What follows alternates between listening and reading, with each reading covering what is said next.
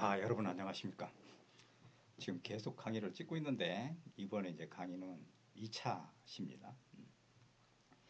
2차시 강의에는 앞에서 했던 얘기와는 다르게 이제 제가 강의에서 항상 인트로덕션, 그러니까 처음에 그와 같이 이제 여러분들한테 제 강의를 듣기 위해서 어떤 그냥 사전적 지식이라고 할 수 있습니다.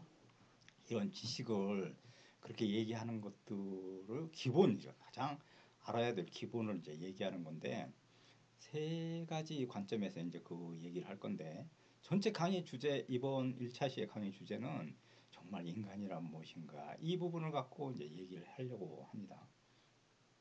실제로 이제 인간이란 무엇인가, 이제 이 문제는 정말 그게 아무것도 아닌 것 같습니다. 그러니까 생각해 보면 여러분들도 다 인간이란 무엇인지 모르는 사람은 없을 것입니다. 다 여러분들 알고 계신데, 실제로 제일 중요한 부분은 정말로 인간에 대한 본질, 그런 것들을 잘 이해하셔야 한다는 겁니다. 대학 다니고 이게 이제 여유가 좀 있을 때, 그리고 한참 이제 살아가야 될 초기 단계, 그러니까 전반부 단계에서는 이런 고민을 대학 다닐 때 한 번쯤은 꼭 하셔야 된다 하는 겁니다.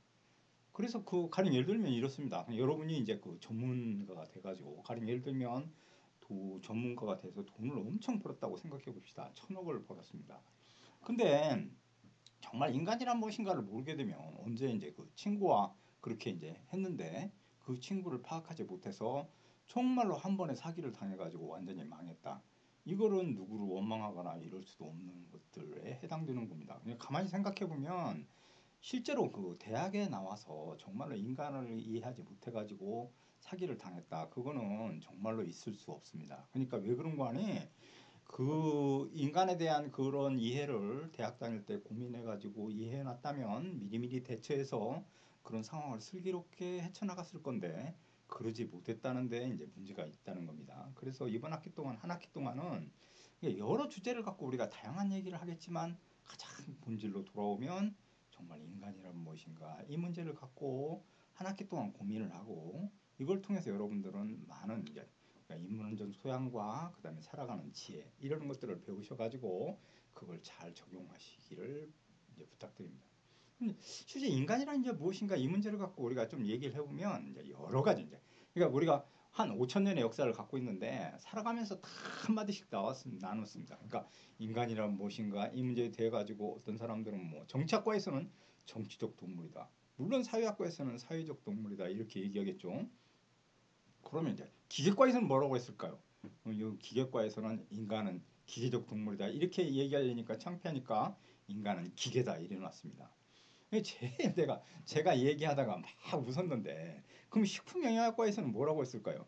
식품영양학과, 인간은 식품이다, 뭐 이렇게 고차적으로 얘기하지 않고 인간은 감자다, 이랬습니다. 그러니까 실제로는 정치적 동물부터 감자까지 다 그렇같이 정의했지만, 우리가 다시 돌아와 가지고 정말 인간이란 무엇인가 이렇게 물었을 때 그거에 대한 정확한 답, 그러니까 본질에 가까운 답을 하는 사람들은 정말로 찾아보기가 힘듭니다.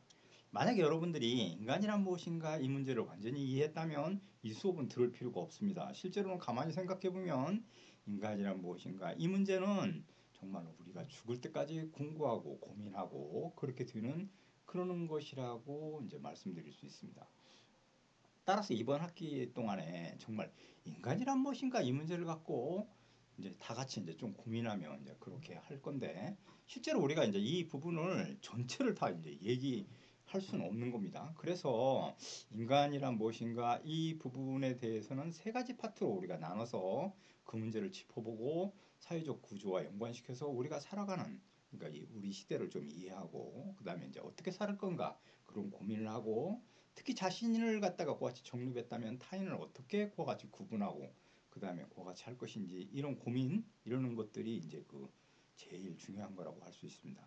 우리가 살아가는 이 시스템은 캐피탈리즘, 즉 자본주의 시스템인데, 이 자본주의 시스템에서 가장 결정적인 거, 그런 것들에 관해서 한번 얘기해보고, 두 번째는 마르크스, 그러니까 이제 사회주의 그 관점에서 그 인간을 어떻게 이해하는지 그 부분을 좀 설명해보고, 세 번째 문제는 아주 민감한 문제인데, 이게 이제 프로이드, 그러니까 성에 관한 그런 얘기들입니다. 그래서 실제로 이제 성 문제를 요즘에 꺼내기는 정말 어려운데, 저 학문적으로 그렇게 이제 얘기할 거니까 그 부분에서는 이제 오해가 없으리라고 생각하고, 가능하면 여러분들한테 그게 이제 좀 피해 의식을 갖는다거나 그다음에 문제, 이제 성희롱 이런 문제가 된다면 그런 문제를 피하고 그런 문제는 언급하지 않으려고 노력하는 중입니다. 그래서 세 가지 파트에 나눠서 진짜 인간이란 무엇인가 이렇게 이제 그 얘기해 볼 생각입니다.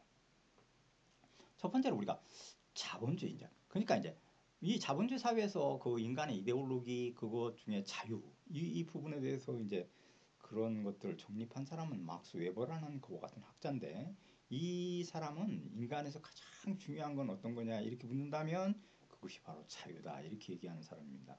그러니까 자유가 제일 중요하다. 가만히 생각해 보면 우리가 이 세상을 왜 사느냐, 인간이 왜 사느냐 이렇게 묻는다면 가장 그와 같이 그 궁극적인 것들은 실제로 사회적 지위나 명예, 그 다음에 이런 자유 이러는 것 때문에 살아가는 존재다 이렇게 얘기하는 겁니다.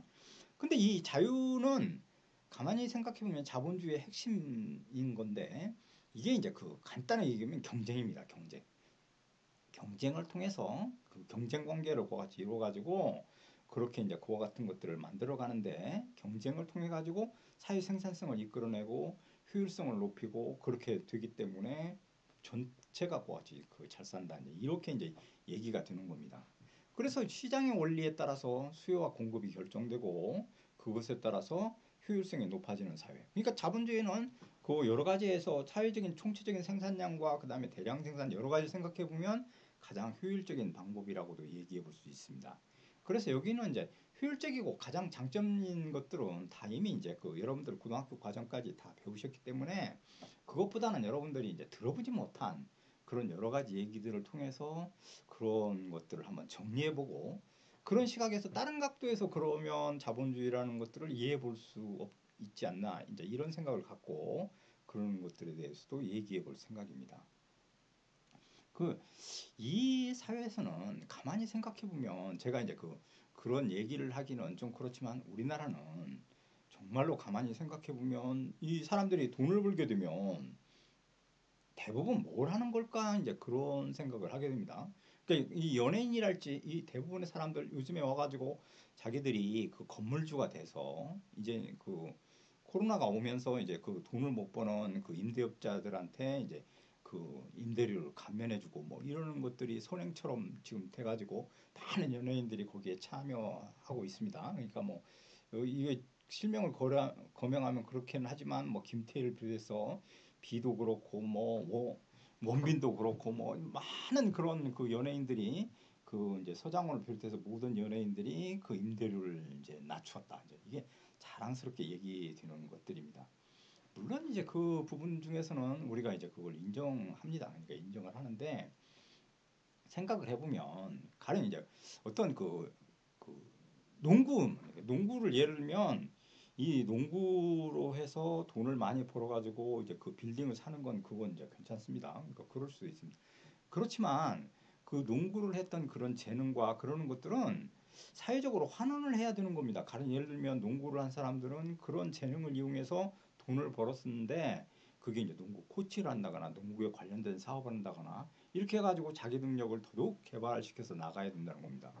근데 우리 사회는 가만히 들여다보면 그냥 연예인도 그렇고 그렇게 해서 건물 하나 딱 사놓으면 그거는 이제 아무 일도 하지 않고 그렇게 해도 아무런 부담이 없는 그런 사회가 됐다는 겁니다. 그게 제가 이제 10년 전에 그 신월동에 그 6층짜리 건물을 가진 사람 얘기를 듣고서 깜짝 놀랐는데 그 사람은 6층의 그 건물에서 한 달에 임대료가 3천만 원씩 나온다는 겁니다. 3천만 원씩. 그럼 한 달에 임대료가 3천만 원씩 나오면 가만히 생각해 보면 한 달에 3천만 원이 들어오는데 일할 필요가 없는 겁니다. 그러니까 그러면 우리가 한번 강남대로를 한번 달려보십시오. 거기에 그 많은 건물들이 있는데 그 건물주들은 정말 어떨까 하는 겁니다. 그 건물주들 아무 일할 필요가 없게 되는 겁니다. 그러니까 여러분도 마찬가지입니다. 여러분 중에 건물이 있는 사람들은 대학에 굳이 나와서 다닐 필요가 없게 되는 겁니다. 왜 대학에 나와서 다닙니까? 살아가는데 아무런 그렇던 것들이 없는데 그러니까 이 부분이 건물만 있으면 정말로 잘 사는 그런 시스템의 사회가 됐고 이것이 저는 문제다 이제 이렇게 생각합니다. 그러니까 가령 예를 들면 이게 왜 나쁘냐? 나쁘다고는 할 수 없지만 그게 문제가 있다는 겁니다. 그게 왜 문제가 있는 거 아니? 실제로는 우리가 피케티가 얘기하는 세습 자본주의 그 관점에서 들여다보면 노동해서 돈을 버는 것보다는 그걸 갖다 투기하거나 그다음에 이제 뭐 그러는 그러니까 이제 투기하는 그러니까 투자를 하거나 이러는 것이 훨씬 더 이제 잘 살게 만드는 그러니까 그것이 훨씬 더 돈을 많이 벌게 하는 쉽게 얘기해 보면 그런 사회로 이제 우리가 진입했고 그러는 것들이 어느 정도 차단되어야만 한다. 그러니까 가령 예를 들면 실제로 이제 미국 사회나 그냥 합리적인 그 자본주의를 추구하는 유럽 사회 이런 데를 살펴보면 실제로는 거기 있는 많은 사람들은 그렇게 건물을 살려고 그렇게 하지 않는다는 겁니다. 왜 그럴까 하는 겁니다. 그거는 이제 이런 방식으로 설명해낼 수 있습니다. 제가 그 미국 사회에서 이제 그런 강의를 들었는데 거기 중에 이제 카네기나 록펠러라는 미국의 아주 유명한 재벌들이 있지 않습니까? 그런 재벌들은 그 많은 돈을 자식한테 물려주지 않는답니다. 그럼 전 너무 그 당시에 깜짝 놀랐습니다. 왜 그거를 자식한테 물려주지 않을까 이런 생각을 했습니다. 그래서 이제 이런 것들을 학생들한테 질문해 보면 여러 가지 얘기를 합니다. 그러니까 뭐 자립심을 키우기 위해서 그렇다, 뭐 독립심을 키우기 위해서 그렇다. 이렇게 이제 간단하게 얘기하는데 실제로 그냥 독립심을 키우는 건 간단합니다. 만약에 우리가 10억을 줘서 사업을 시켰는데 그걸 망하면 이번엔 50억을 주고 50억 갖고 망하면 100억을 주고 100억이 망하면 1000억을 주고 이렇게 해서 끝까지 성공할 때까지 그렇게 하면 독립심은 저절로 생겨나는 겁니다. 그러니까 그 자립심이 그런데 그런 방식을 택하지 않고 그걸 다 같이 사회에다가 환원한다. 그러니까 뭐 이렇게 한다는 겁니다. 그 왜 그럴까? 이제 그렇게 하면 정말로 미국의 그와 같은 제도랄지 합리적인 자본주의를 추구하는 유럽 사회 이런 데서는 상당히 그걸 갖다가 상속하면 막대한 세금을 때립니다. 그러니까 그 미국은 제가 알기로는 그 전체 상속액의 90%를 거의 국가가 가져가고 한 10% 정도가 이제 자식한테 상속된다는 겁니다. 그러니까 그런 합리적인 제도를 만들어 놓으니까 미국은 어떤 거 하니?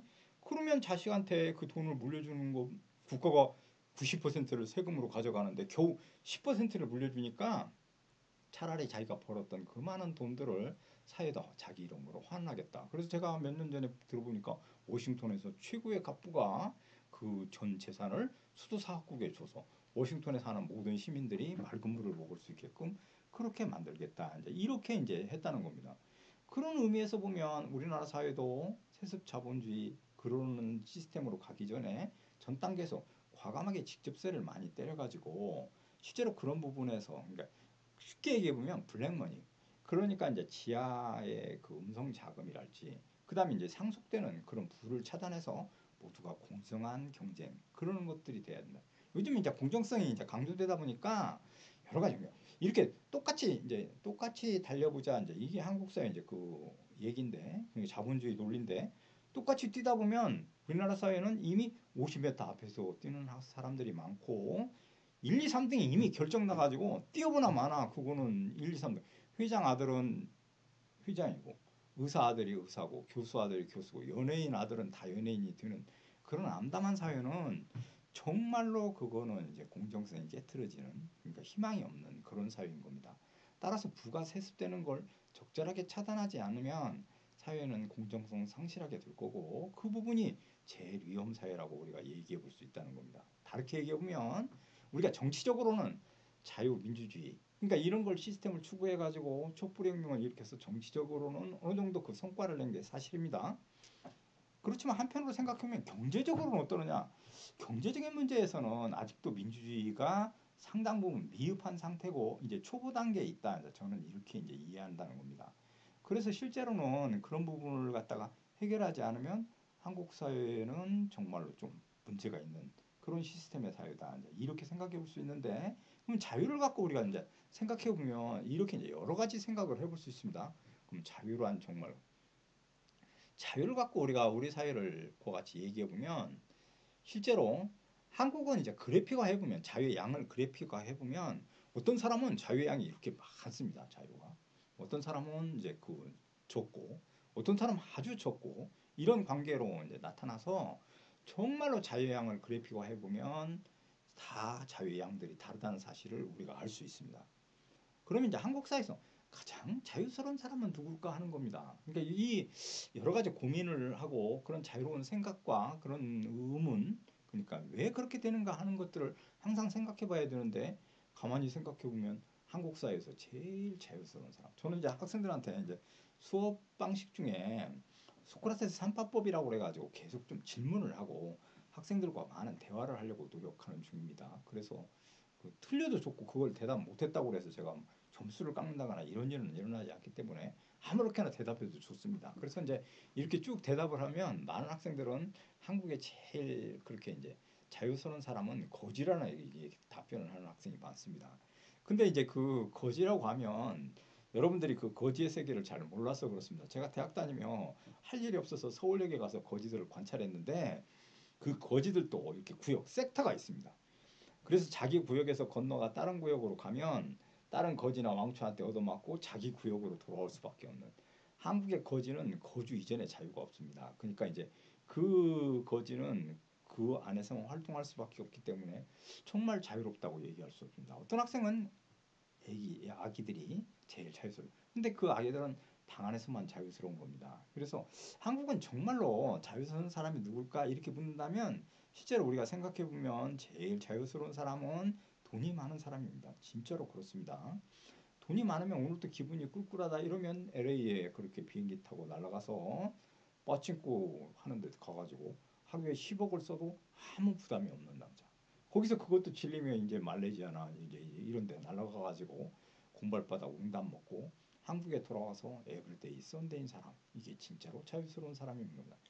그러니까 실제로 자유란 그러니까 우리가 법적으로 그다음에 제도적으로 법률적으로 모든 것들이 다 한국은 자유롭다. 이제 이렇게 얘기하지만 실제로 돌아와서 생각해 보면 자유는 무엇에 비례하느냐? 그거는 진짜로 우리가 생각 본질은 자기 사유재산, 그러니까 자기가 갖고 있는 재산에 비례한다. 이렇게 얘기할 수 있습니다. 충격적인 것 같지만 그게 진실입니다. 그러니까 실제로 돈이 많은 사람이 자유롭다 이렇게 얘기하는데 그 자기의 사유재산, 그러니까 돈이 많으냐 적으냐 이런 차이에 의해서 자유롭냐 자유롭지 못하느냐 이것이 결정되는 사유다 이렇게 이제 얘기해 볼 수 있다는 겁니다. 근데 이제 그것 중에 이제 그럼 이제 거기까지 그 고민을 하고 나면 실제로 그러니까 자유롭다 이렇게 했지만 실제로는 자유롭지 않고 자기의 사적 재산 그러니까 사유 재산에 따라서 자유롭냐 자유롭지 못하냐 이것이 결정되는 사회 이 시스템 사회이기 때문에 이 부분을 갖고 우리가 고민해 보면 자본주의의 모순 이런 것들을 금방 이해하게 됩니다. 그러니까 쉽게 얘기해 보면 정말로 저도 그 기사를 읽고 진짜 그런 일이 있었나 하는데 압구정동의 어떤 아줌마는 이렇게 한답니다. 3천만 원짜리 그 명품 가방을 준비한 다음에 빨주, 노초, 파남 뭐 이렇게 무지개로 7가지 색깔을 준비한 다음에 월요일은 빨간색 갖고 가고 그다음에 화요일은 파란색 들고 나가서 자랑한다는 겁니다. 근데 제가 생각하기에 우리 주변에 많은 제가 본 아줌마들은 대부분 3천만 원짜리 명품 가방이 어떻게 생겼는지도 모를 뿐만 아니라 실제로 평생 동안 한 번도 들어보지도 못하고 죽어가는 그와 같은 것이 바로 현실이라고 얘기할 수 있습니다. 그래서 실제로 생각해 보면 한국의 그와 같은 자본주의의 가장 커다란 그 모순은 실제로 돈은 많은 사람들은 너무 돈이 많고 돈이 없는 사람은 너무 없는 빈부의 격차 문제가 아주 고아지 심각하게 나타난 거라고 얘기해 볼 수 있습니다. 그러니까 빈부의 격차 이 문제를 효율적으로 해결하는 것들이 정말 중요한데 그 부분이 자본주의 사회에서 경쟁 그걸 통해 갖고 효율성은 달성했지만 잘 사는 사람은 너무 잘 살고 못 사는 사람은 너무 못 사는 그런 시스템의 사회로 갔다는 것에서 문제의 그 심각성이 있습니다. 따라서 이거는 이제 정치적으로는 우리가 민주주의를 이루어가지고 자유롭게 어떤 얘기들을 하고 댓글을 달고 자기 의사 표현과 그 다음에 여러 가지 그 자기 의견을 개진해 갖고 얘기하는 부분에서는 성공적으로 그래 정치 체계를 이제 그 이루어가는 중입니다. 그러나 이제 경제적으로 들여다보면 정말 그와 같은 부분에서는 심각하게 사회 문제가 돼 있고 제 생각에는 진짜 그 여러 가지 이제 그렇게 이제 생각해 볼 수 있는데 본질적으로 우리가 그 돈 문제, 경제 그 문제에서 이런 것들이 그러니까 잘 사는 사람들을 우리가 비난하거나 이럴 필요는 없지만 실제로 그런 부분들은 잘 사는 사람들이 해야 되는 그러니까 그 노블레스 오브리지 그러니까 귀족의 책무라고 할 수 있는데 그런 부분에서 한국의 많은 재벌과 부르주아층들은 그러는 것들을 같이 각성해야 된다. 왜 그런 거 아니? 제일 중요한 거는 이런 사회가 있기 때문에 개인이 그렇게 발전적이고 돈을 모을 수 있었던 거라고 우리가 얘기해 볼 수 있기 때문에 그렇습니다.